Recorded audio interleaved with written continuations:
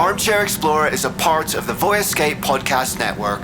Check out all of their shows from around the world at voyagescape.com. This episode is sponsored by Smart Travel, a new podcast from NerdWallet. You know, we've all got that one friend, haven't we? That one who finds all the best travel deals, picks the right cards, and somehow ends up in first class for the price of coach. Well, now you can be that friend because Smart Travel is like him or her, but in podcast form. They cover all things travel finance, like how to get real value from points, not just a tiny little reward at the end of checkout, or which flight deals are actually deals and not just clickbait, or when that convenient travel bundle might actually be a hidden tax in disguise, all that stuff. So travel smarter and spend less with help from NerdWallet. Follow Smart Travel wherever you get your podcasts. Hey guys, welcome to the Armchair Explorer, where the world's greatest adventurers tell their best story from the road. My name's Aaron Miller. I'm a travel writer. And man, I am excited about this episode. We have an absolutely crazy adventure in store. We are about to kayak from Greenland all the way to Scotland across one of the most dangerous stretches of water on the planet. It's a journey of over 1,200 miles. Are you ready to get your paddle on? Let's go. Taking us on this adventure is the British explorer, world record breaker, and frankly, nuts adventurer George Bullard. He's one of the world's most elite endurance athletes, polar explorers, and expedition guides. Plus, he's just an all-round good bloke. He's really funny, he tells a cracking story, and you're going to love hanging out with him.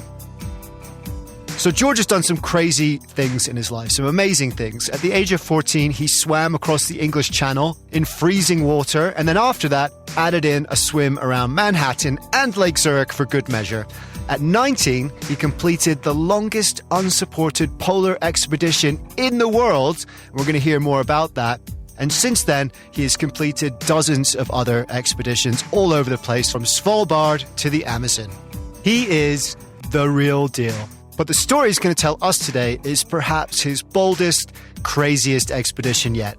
No one had ever kayaked from Greenland to Scotland before. These are waters that even big trawlers, big boats won't go in. They're so dangerous. No one thought it was possible.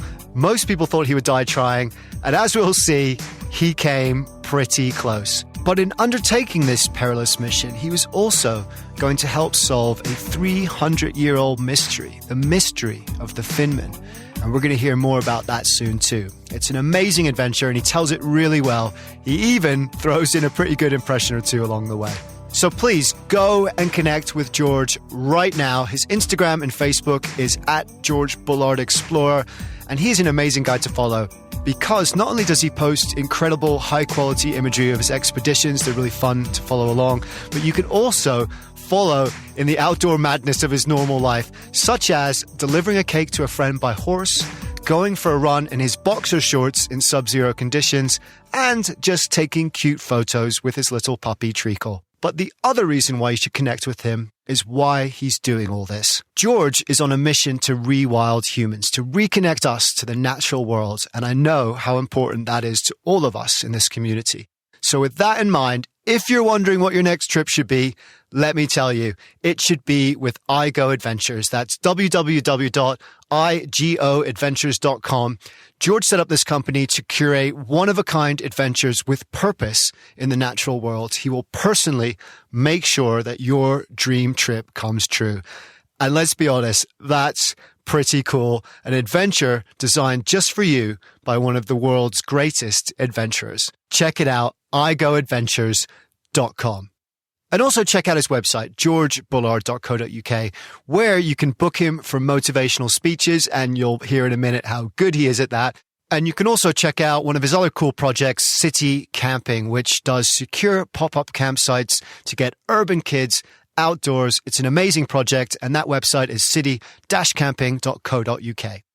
So, we're just about to get started, but before we do, remember, if you're enjoying the show, please help spread the word. Tell a friend, subscribe, and if you can, head over to your favorite podcast app and hit that 5-star review. It makes a huge difference to the show and only takes a couple of minutes. You don't even have to write anything. Just hit those stars, as many as possible. You'll be helping to spread this message, our message of love for the outdoors, adventure, and the pure joy of exploring this amazing planet of ours. The social media is at armchair-explorer podcast across Instagram and Facebook. The website is armchair-explorer.com, where you can sign up for the newsletter and book trips inspired by the show. But don't worry about that right now, because the water is dark and cold, and we are about to step off the Greenland Ice Cap and paddle, quite literally, into the unknown. Get ready for the voyage of the Finmen.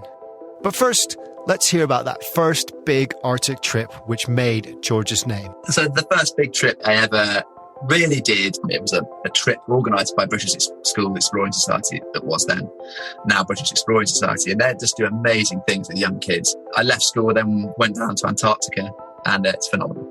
I came back from Antarctica and I met this guy called Alex, and he said, look, I've got this trip and I am looking for a teammate. Do you want to come? And I was like, yes, love to come. Wait, hold on. What is the trip? That is what you have to love about George. He is just up for it. Some guy he didn't even know asked him to join an expedition he knew nothing about, and he didn't hesitate 1 second. I was 19. When I was a teenager, the implications of doing this sort of trip isn't necessarily the first thing you think about. It isn't like the remoteness, the hostility, the vulnerability, the exposure, the risk of death, the risk of never seeing your friends and family again. All of these risks and things aren't the first thing that you think of. I was like, oh my God, another adventure? I'm in. Alex and I met for the first time in the RGS. I gave a talk then, he came along. And then second time we met, we were packing our sledges. And the third time I met Alex was in Stansted Airport, as we flew off to the Arctic. We flew off to Greenland to go and walk just under 1,500 miles, fully unsupported. So no resupplies, no outside help. Literally, we got dropped off for the next 113 days. We walked, basically. There was a mixture of emotions of, pure excitement, unbridled wonderment about what the next 4 months, next 113 days was going to entail. But then there was that sense of fear. I was totally naive about a polar expedition of this nature. I didn't even know whether I could cross-country ski. I didn't really know whether I could even pull a sledge. I mean, it's either gutsy or it's just daft. And I'm not quite sure which one I fit into. It's gutsy if you make it, and it's daft if you don't. And as we'll see, that's a bit of a theme for George's trips. But we're not going to go into that adventure too much. That's a whole other story. And George is actually coming back on later in the year to tell it to us. I will say, though, that this trip broke the world record for the longest unsupported polar journey in history. And he did it at 19 with a bloke he'd only met a couple times before, not even knowing how to cross-country ski. Gutsy and daft.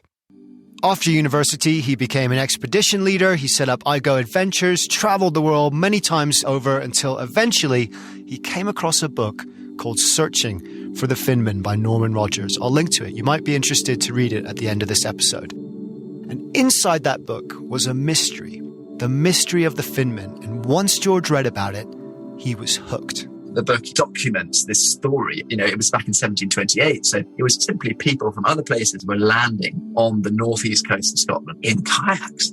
And you can imagine what the locals at the time thought. You were like, what are you doing? Where have you come from? How have you managed this in such a small, vulnerable craft as a kayak? And so it became legend. It really did. It became like, a myth. These guys had come from where they come. They come from Finnmark in northern Norway. The legend of the Finmen really grew. And it inspired my mate Ollie Hicks and I to put together this journey to add fuel to the fire of speculation about these Finmen, because the Finmen, which is described in Norman Rogers' book, and the kayak and all the equipment that you can go and see today in the museum up in Aberdeen, is not from northern Norway, from Finnmark. It is from Greenland. So we set out to unearth this ancient myth, and not quite prove that he did, because we weren't on a skin and bone kayak alone carrying, paddling the same kit, wearing the same kit. So we couldn't prove it. We could certainly add fuel to the fire of speculation that he might have paddled the entire way from Greenland to Scotland across the North Atlantic Ocean. And so that is what we set out to do. Yeah, you can either dress it up as a ferocious ocean crossing, or you can, as I like to do, dress it up as some Caribbean island hop. So we hopped from Greenland to Iceland on a Caribbean tropical route, and we then paddled around the north coast of Iceland, and then paddled from Iceland across what is known as the Devil's Dance Floor. I like to call it the Silk Route, the Silky Voyage, across the ocean from Iceland to the Faroes. And then we hit the Faroes, this, beautiful palm-laden white beach Caribbean-esque island, which is covered in rock and wind and, wave-broken bays. Not much else. And then we went from the Faroes to Scotland. That was the route itself. And it was, again, another extraordinary adventure. And, almost the smallest slice of me that wants to go do it again because it was that fun. But then I remember that it was, 66 days of pissing into a bottle, going to the loo on a plate, praying that I was going to make it to the other side. The risk profile was so fine. One moment you will be absolutely fine, the next moment you're fighting for your life, and there's very little in between. The sheer odds of us completing this journey were not in our favour at all. You look at other journeys that are done at sea in a kayak, in such a vulnerable, exposed craft as the kayak is, that your chances of survival are pretty minimal. No one had ever done it before, since the time of those Finmen washing up on the beaches of northern Scotland almost 300 years ago. No one had ever attempted a crossing of this stretch of ocean in a kayak. It was just too dangerous, the chances of survival too small. This is one of the most dangerous stretches of sea on the planet. If you fall in, you'll freeze in 3 minutes. If the kayak capsizes, you're dead. The largest wave ever recorded was here, smack bang in the middle of their route. A 62-foot monster. Storms rage nearly all the time and come out of nowhere. So don't believe George's sarcasm for 1 minute. This was no Caribbean island hop. Any wave that was bigger than 5 inches would kind of come into the boat, and it basically meant that the kayak was more of a submarine than a kayak. It was, cooking in that sort of environment, living in that environment, sleeping on board the boat was terrifyingly difficult. I think I'd describe it as. We couldn't stand up and walk around because the kayak would flip over.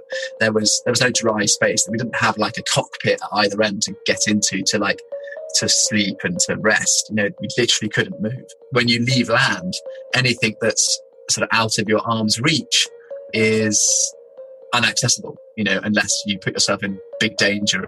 So, the kayak itself was just an extraordinary vehicle, extraordinary craft to be crossing such a large open patch of ferocious ocean. This isn't like the mid-Atlantic sort of tropics. This is the North Atlantic Ocean where, big boats, ferries do not go because it's so rough. And actually, 2 warm bodies paddled this tiny kayak across it, and it was just against all the odds, really. So, of course, preparing for this was a really intense period. George was about to risk his life in the most dangerous sea kayak expedition in history.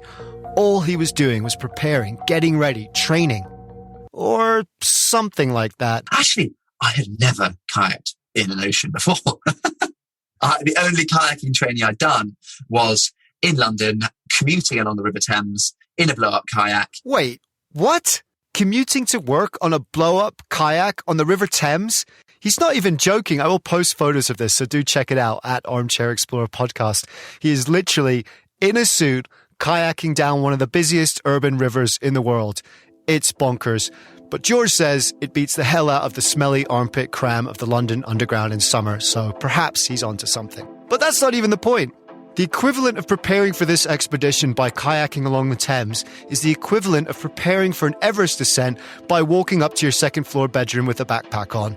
Nonetheless, only a few months later, George found himself on a plane to Greenland, back to the start of that crazy journey that made his name all those years ago.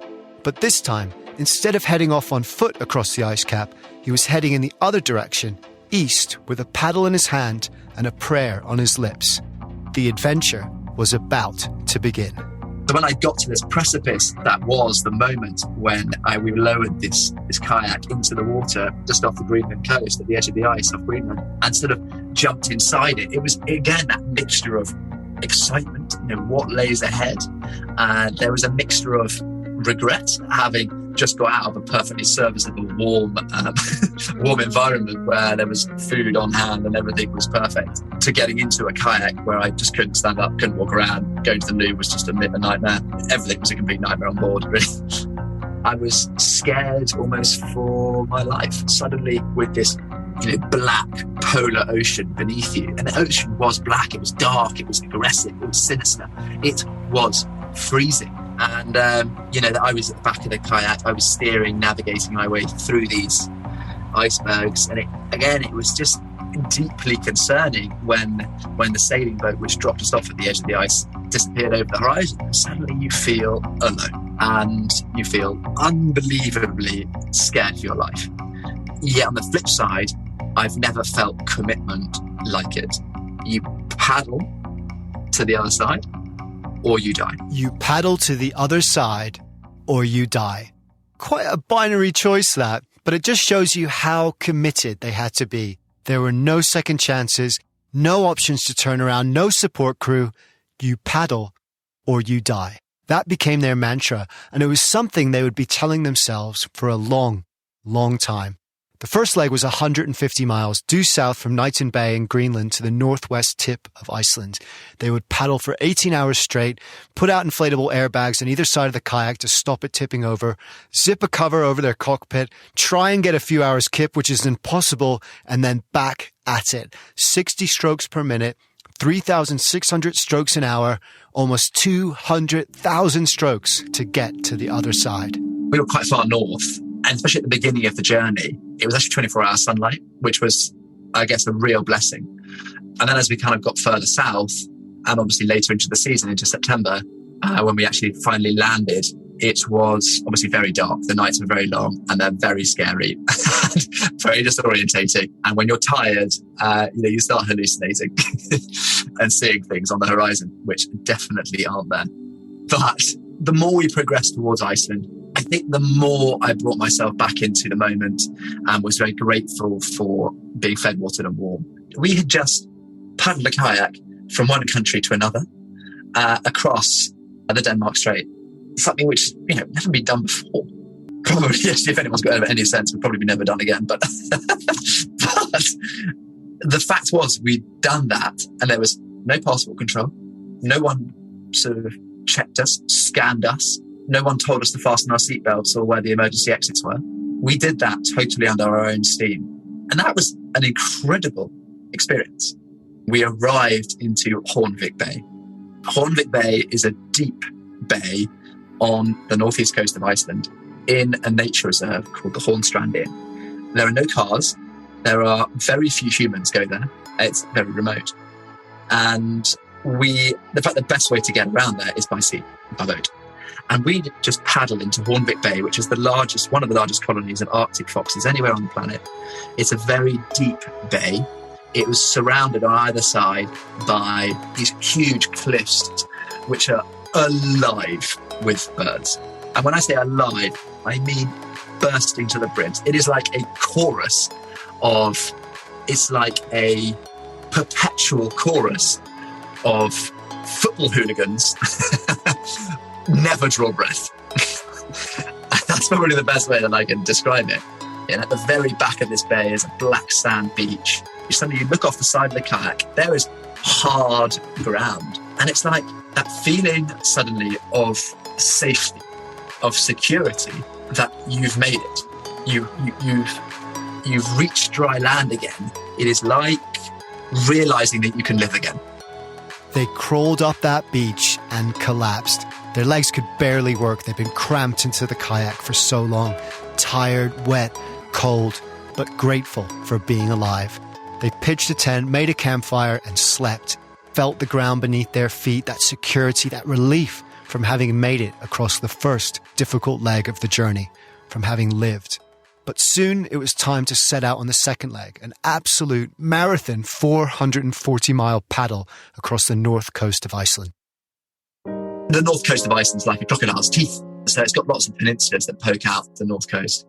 And it's also very rugged. So there's not many landing spots. So we just slightly have to pick our landing spots quite accurately each time we set off. But we effectively lived on the beaches, paddling our kayak around the north coast of Iceland, occasionally seeing the odd human interacting with someone, who was probably equally as bemused as we were to see them, as they were to hear where we'd come from and what our story was. At that point, it really did become a great adventure where we'd kind of put one of the crossings behind us. And, having done that crossing, we actually realized that what we'd set out to do was possible. For the first time, ever since we come up with this concept and built the boat and trained and practiced, we were like, actually, you know what, Ollie? You know what, George?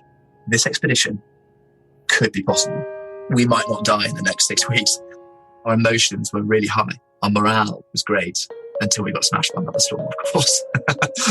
And then we found ourselves having to bail into a different bay, try and get onto the beach without breaking ourselves or the boat. And then we lived in a rescue shelter because the tent wouldn't go out because it was so windy. Honestly, some terrifying moments as well around the coast of Iceland, but also some amazing ones. Iceland is an incredible country. They call it the land of fire and ice. Everything steams and hisses. Glaciers and volcanoes carve the landscape. Here on the north coast, it's rugged and raw, but vast and awe-inspiring too. Fjords with enormous cliffs and headlands, and absolutely remote and pristine wilderness. But it's also dangerous. Storms come out of nowhere. Waves can suddenly reach as high as 12 feet. In a kayak, George says that it felt like being hit by a house. Water crashes over the boat, and often there's nowhere to land, just endless sheer cliffs with rocky surf below that would crush the boat. They paddled hard, crossed over to the east side of Iceland, past the storms and raging fjords, catching fish and camping out on beaches as they went. It was hard. They nearly capsized and died more than once. But it was also stunningly beautiful and inspiring. 16 long, hard, exhausting, amazing days later, they pulled into the launch point for their third and most dangerous leg, crossing the Devil's Dance Floor from Iceland to the Faroe Islands. And if they thought that last ocean crossing was risky, this required a whole other level of commitment. You paddle or you die. 100%, it was more committed because for much longer, it was notorious. The sea was notorious. It's called the Devil's Dance Floor, and rightly so. It's where the northerly running Gulf Stream meets the southerly flowing currents from the Arctic. And the seabed shallows, and it is, I think ferocious is the right term for it. If we were caught in a storm in a kayak, there is no middle ground. We will be fighting for our lives. We wouldn't be able to sleep because the kayak would capsize. So it immediately becomes a survival situation. But this time, on this crossing, as we pushed the kayak back into the water, I kind of knew what was ahead of us, actually. I understood the perils of the ocean, and that kayak, which I was pushing into the water, could actually be my coffin. And that's a pretty striking thought, that you're pushing into the ocean your own deathbed. And the moment that I touched land for the last time wasn't with that naivety which I had before. It was with full knowledge what lay ahead and the difficulties of what lay ahead, because we were aiming for the Faroe Islands, and the Faroe Islands is very small, tiny target to aim for.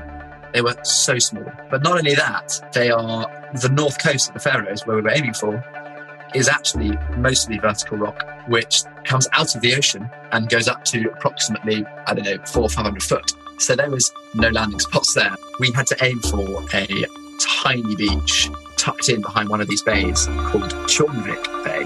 And the beach itself was approximately 100 yards wide. So we had hundreds of miles of ocean to cross and approximately 100 yards worth of beach to aim for on the other side. So, and I'm the guy who's steering this vessel. It was totally me. So I just felt this added pressure that if we went wrong by a degree, our next stop might be England. And if we miss England, then we're aiming for the continent. To put that into perspective, in a kayak, you're only a few inches off the water. So your horizon is very short, very limited.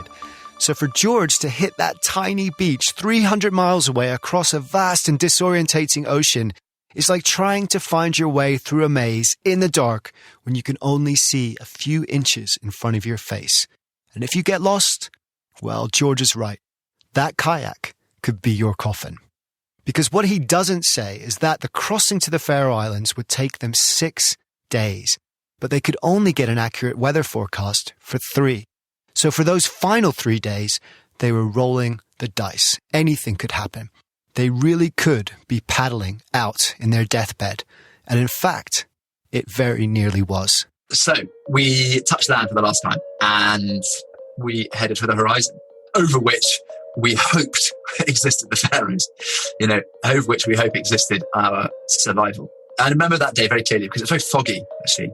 And the fog at sea is very disorientating. Everything looks the same. You feel like you're paddling in circles. But again, you have to trust your compass. You have to trust your instruments. There's no features to see. There's no we're at that T-jump, we're at that hedgerow, we're at that wave. It's a constantly changing environment where there's no features. So it's very disorientating. The conditions weren't ideal for us. It was very slow. So we'd been paddling for 3 days and had a couple of sleeps. And it was still pretty foggy, pretty turbulent waters. And it was very hard going. And we were thinking at this rate, it was going to take us quite a long time to get to the Faroes. It was going to take us more than our allotted time period. We carried 10 days worth of food on board the kayak to get us to the Faroes. It was going to be more than that. And we were staring down the barrel of 2 weeks and more starving at sea. We got to day 3. We just woken up. Ollie had just gone to the loo. Bear in mind, I'm in the seat behind him, about 3 foot behind Ollie. So I have front row seats to watch him go to the loo. And then I also have a great opportunity to offer feedback on his stool as it floats past me. Suddenly, we hear the sound of an engine. We're 70, 80 miles offshore at this stage. No land in sight. We hear the sound of an engine. And what is completely remarkable about this story is that we are totally invisible when we are at sea as a kayak. We are probably about 3 foot off the surface. Top of our heads are. And we basically disappear behind any wave. And you're in the middle of the North Atlantic Ocean, in the Devil's Dance floor, and the chance of anyone seeing you is minimal. You just disappear so quickly behind waves. The fact that this boat saw us was just extraordinary. And they came over to us, 80 miles offshore. And they were like, these guys are fishermen. They've been fishing at sea for 27 years, I think. They'd never seen anything like this before. 2 people in a kayak. I never forget this guy who looked like Thor. Honestly, he had a beard down his ankles and came out this side port in this boat. And he was proper Icelandic. He was like, "What are you doing? Are you okay?" And we were like, yeah, we're fine. We were like, we're kayaking, actually. Not wanting to sound disrespectful to him. And he goes, "Where are you from?" We were like, "We're England." They were like, "All right, I understand. I understand everything." And the next words that came out of his mouth were, "There's a storm coming between 40 to 60 knots. 60 knots is a hurricane. And a hurricane at sea in a kayak is a death sentence." And they basically begged us to come with them, to get, put our kayak on the roof of this boat and come with them. And Ollie and I literally went, it's a really hard one, but I think we should say no. And we did. We said no thanks to our only chance of survival.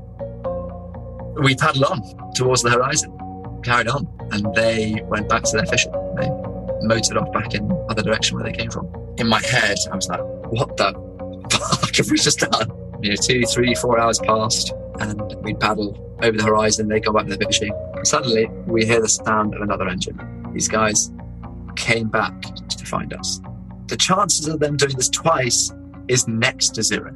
And the same guy, Thor, came out of the same porthole and he was like, "Look, guys, we've spoken to the Icelandic Coast Guard and they really want you to come home. And they also said, we really want you to come with us, but we can't force you. And this is your last chance." Ollie and I looked at each other and we were like, "Okay, let's call our weather forecasters." And we had 3 weather forecasters, a Scottish guy, a Welsh guy, and an American. And the American was like, "Aye, it's pretty bad out there. I think it's got worse, actually. So get on the boat."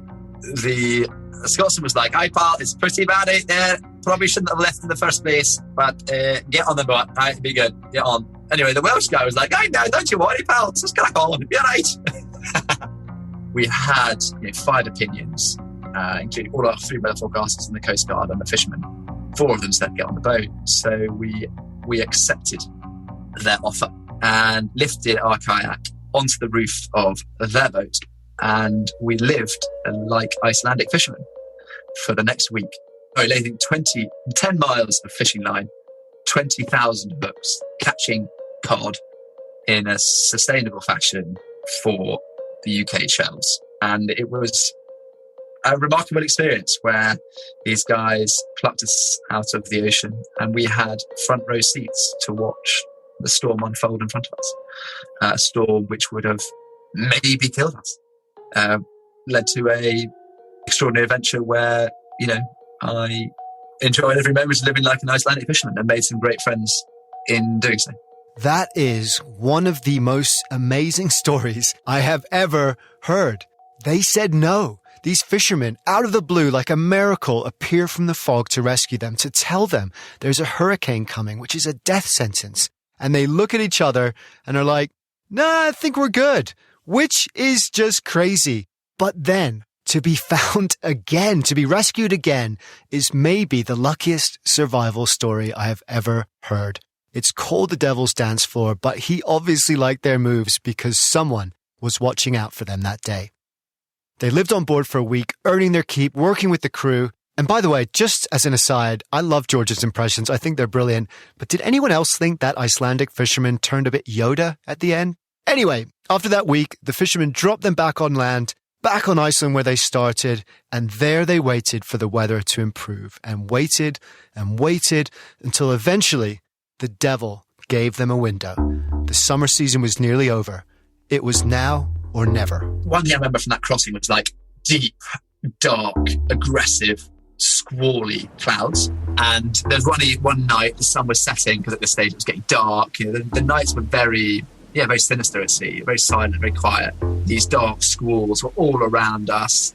And honestly, I thought that night was going to be a rough night. Somehow, again, someone must be watching over us. But, we managed to dance our way through these squall clouds and not get hit by any of them.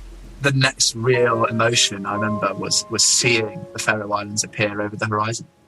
I suddenly felt, oh my God, I think we've made it. You suddenly have an excuse to think that you might have survived. And as the Faroes grew closer and closer over the course of the day, the next thing I really remember was the sunset the following night as we kind of arrived into the Faroes.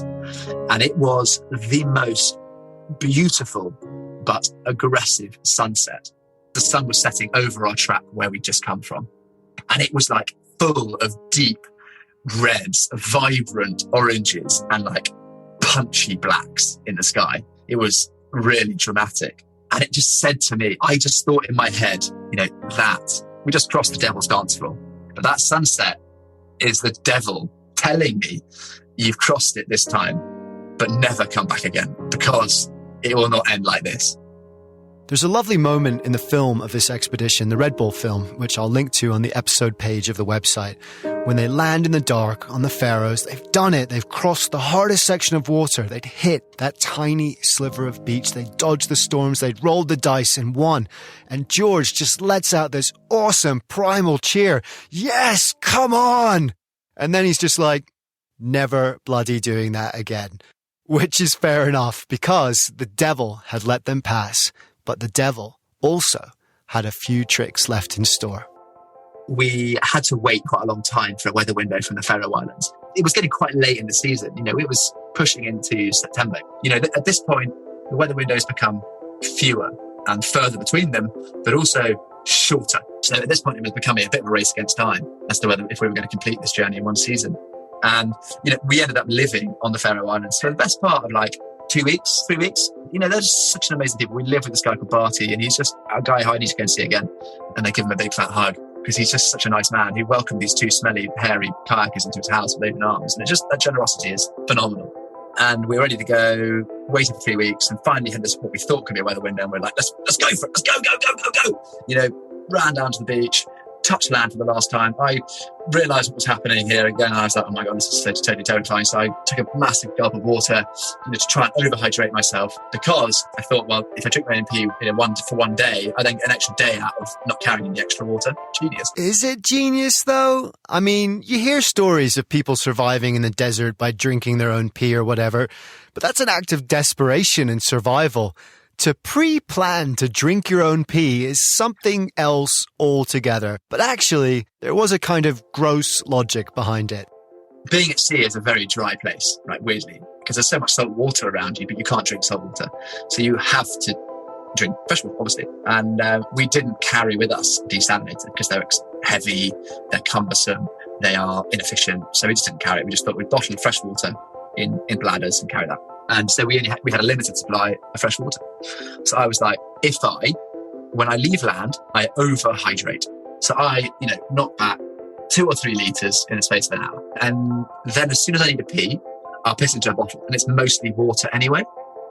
This is my theory, which it was. It was completely white and fine. And, I just chucked it in between my legs and let it sit there for a bit and cooled it down. And then when I got it back out again, it was sort of cool and tasted like fresh water. I just sort of held my nose and knocked it back. And then suddenly I hadn't touched my freshwater reserves, yet I'd paddled for a day and a half, which I thought was genius. I hasten to add that I was also the head chef on board this kayak, and I was dressed in a flannel suit, and we had cooking situations quite precarious too. We had a jet boil, which is basically like a small cylinder of gas, and you'd screw on top the stove bit, and then you'd screw onto the stove the pan of boiling, a bottle of boiling water, which is quite tall and thin, so more like a tower. But I had to put that in between my legs, and there was me like wearing a fully flammable suit with a naked flame in between my legs, and drinking my own pee and getting confused between what's piss and what's not piss, and what's going to go in the freeze-dried food and whatever for the night. Fair enough. Remind me not to come to your house for dinner. But as it turns out, dodgy dinners and drinking their own pee were the least of their worries. And by the way, if you're not familiar with the Faroe Islands, they are a remote archipelago almost midway between Iceland and Scotland, 200 miles from the North Scottish coast. They are a world unto themselves, 18 tiny islands with their own language, their own culture and way of life, totally adrift in the middle of the North Atlantic Sea. It's a beautiful place, it's a hard place, and it's a place they didn't want to leave. Because although they beat the devil's dance floor, they weren't home yet, and they still had hundreds of miles of open sea in front of them. If they could just get across without hitting a storm, they'd be okay. Well, it didn't quite work out like that. We were paddling towards Scotland, our last leg, hallucinating so much because we just basically left in such a rush and so desperate to get there.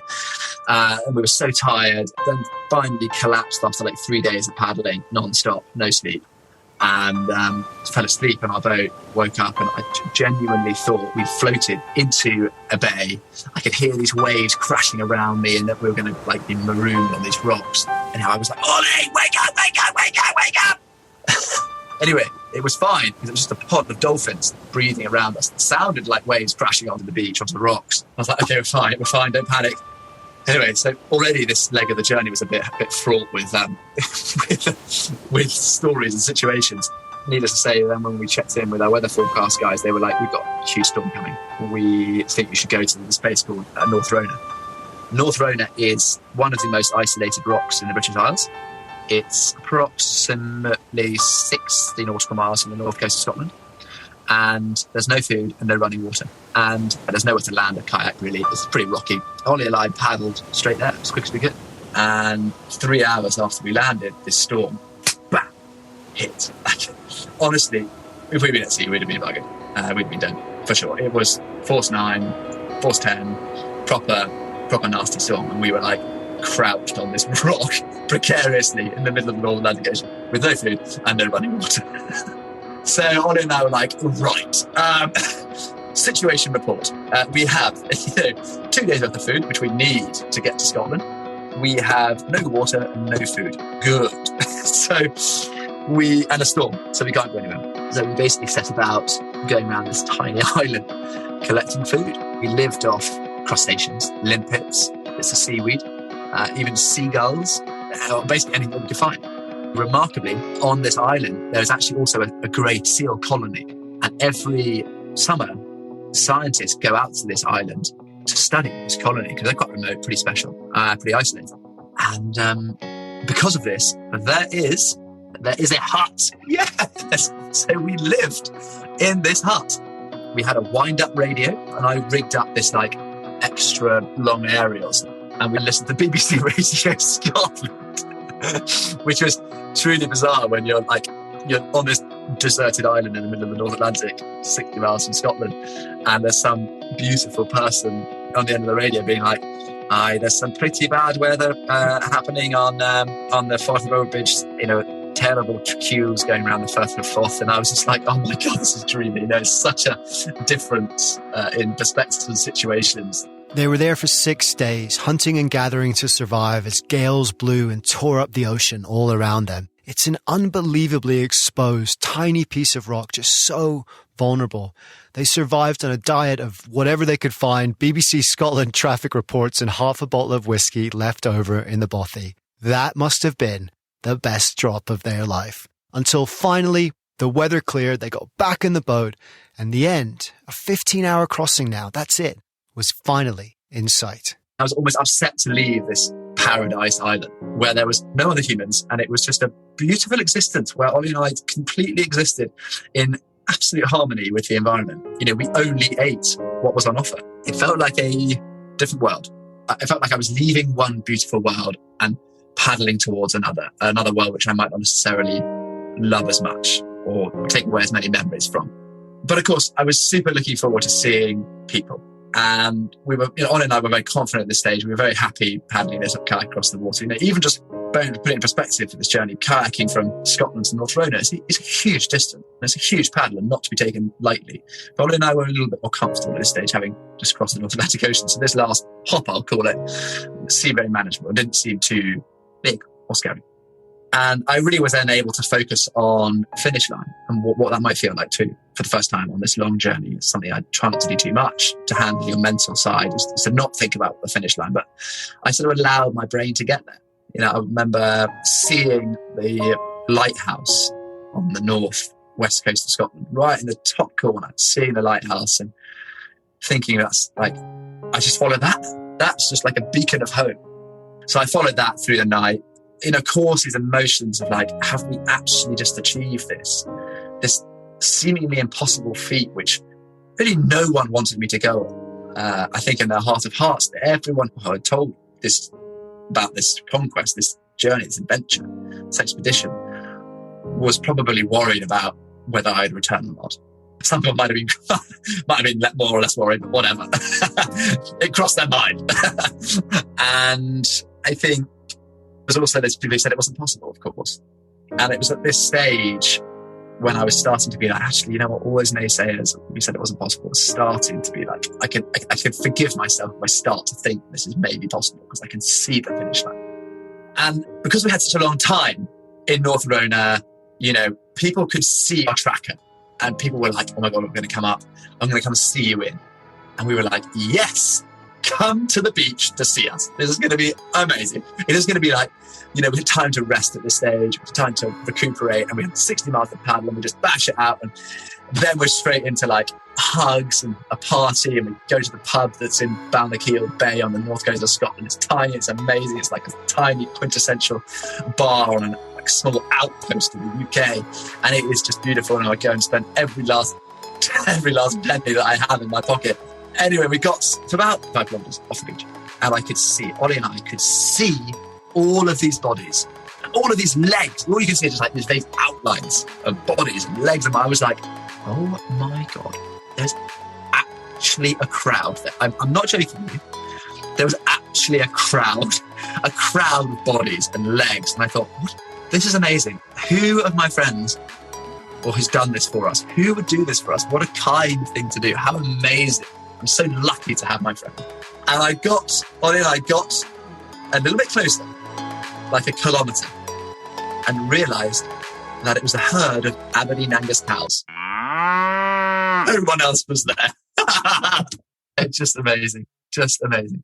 It was a herd of cows. I mean, They deserve more, they really did. But in some weird way, it was also a fitting end to the journey because it wasn't about crowds and fanfare. It was about a challenge. It was about overcoming fear and adversity and doing something everyone thought was impossible. And it was also about the Finmen, and perhaps that too is what would have greeted those mysterious fishermen blown off course 300 years ago from another world.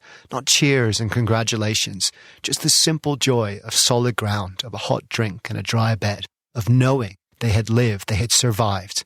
And perhaps that's enough. They hadn't proved that the Finmen had come all the way from Greenland. It's impossible to prove something like that after so many centuries had passed. But they did prove that the journey itself was possible, that the myth was possible, that the voyage of the Finmen might just be real. But that proof was hard-earned, and I wondered at the end of his journey, did he feel it was worth it? Did he feel it was worth the risk? I love that feeling. I love feeling small and insignificant because it puts you back in your shoes. It puts you back in the rightful shoes that we need to be in. It puts you back in touch with nature. Pulls all of the worries that you have for the future, financial worries, whatever they might be, it pulls them right back in. You're suddenly like, right, I'm fed, I'm watered, and I'm warm. Oh my God, I'm so happy. That is all you think about. And that feeling of vulnerability is something which a lot of humans on this planet today have never felt. Feeling that vulnerable for a period of time is something that most humans really will have never experienced. And I think it's to their detriment because actually feeling vulnerable and exposed and so small and insignificant and powerless, it just makes me so humble makes me so thoughtful personally as to what's like out there, what's beyond us, and so grateful and so thankful for everything that we have. That, there's not a day that goes by when I'm not, oh my gosh, I'm so lucky to have warm water coming out of this tap. And for me, that's just an amazing thing. I love feeling grateful for that. It's such a basic thing. Gratitude is the key to everything. I really believe that. It's like the ultimate mind hack for happiness. But so much of life comes easy to us now, so it's easy to take it for granted. It's hard to appreciate it. To be grateful for the little moments, the sunsets, the hot showers, the kind word from a friend, the not having to drink your own pee. And perhaps he's right.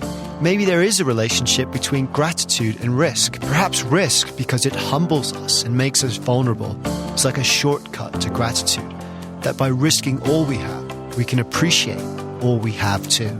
And those risks don't have to be big things. For God's sake, don't kayak across an ocean unless you really want to and know what the hell you're doing.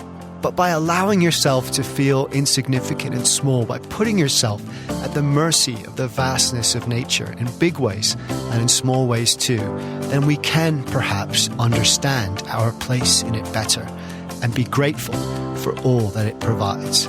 That's George's mission, to rewild us, to reconnect us with that spirit so that we can live every second of every day to the full.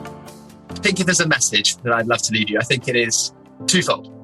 First one, we're all so rich, okay? We're rich in a particular bank. It's a bank called the Time Bank. And every day you can go and draw out money. You actually have a certain amount of money each day. You have 86,000 units, okay? And none of those units can be stored at the bank. There's no repayments. Every single day, the bank hands you 86,000 of these units. And you can spend them however you like. And that's just a phenomenal thing. But you can never take them back to the bank. You can never get a refund. And you can never store them at the bank either. You have to spend them. And, we had this phenomenal choice as to how we do that.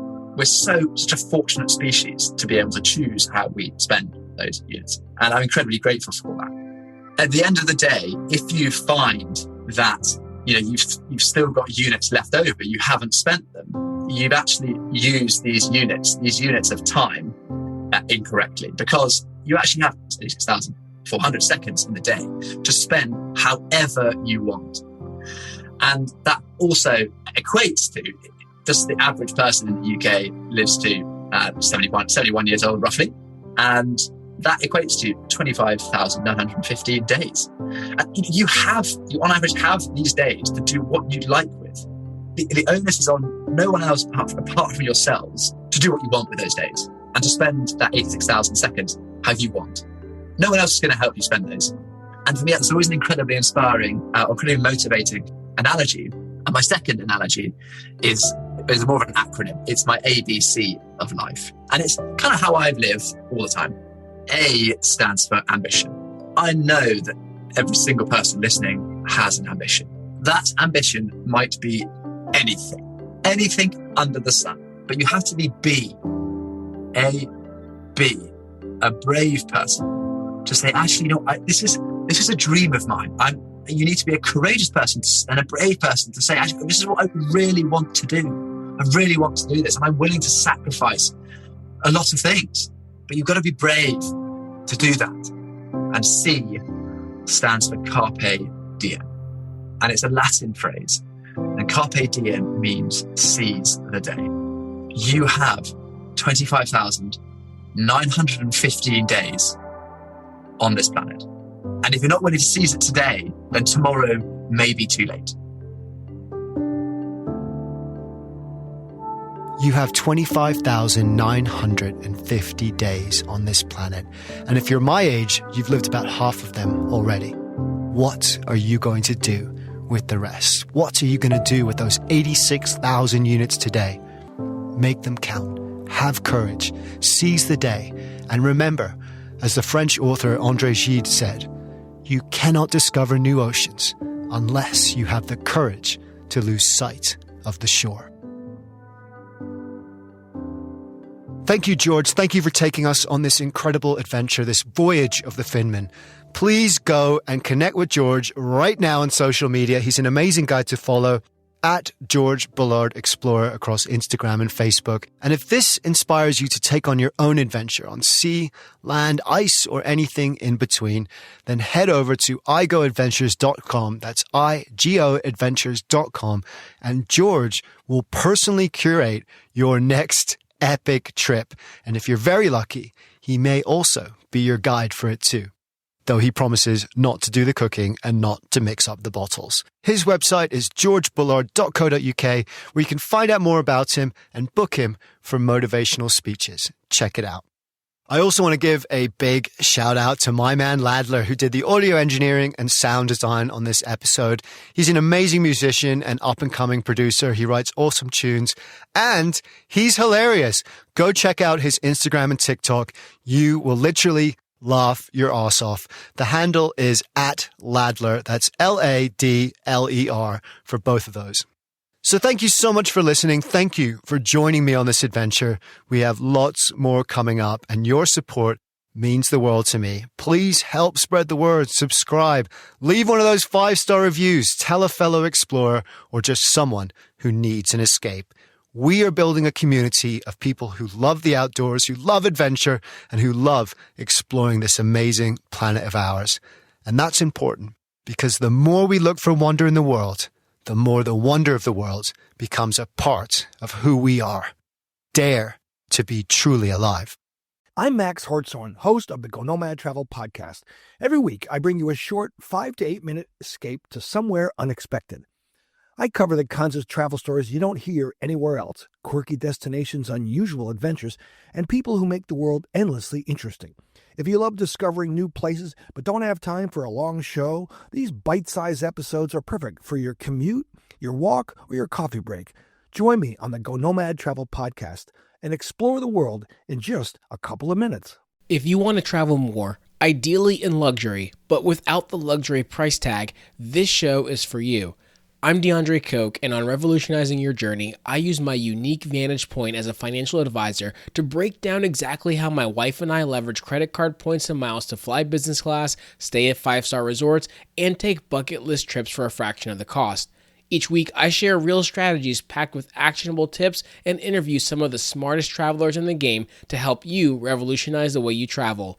Travel well, live boldly, and find Revolutionizing Your Journey wherever you get your podcasts.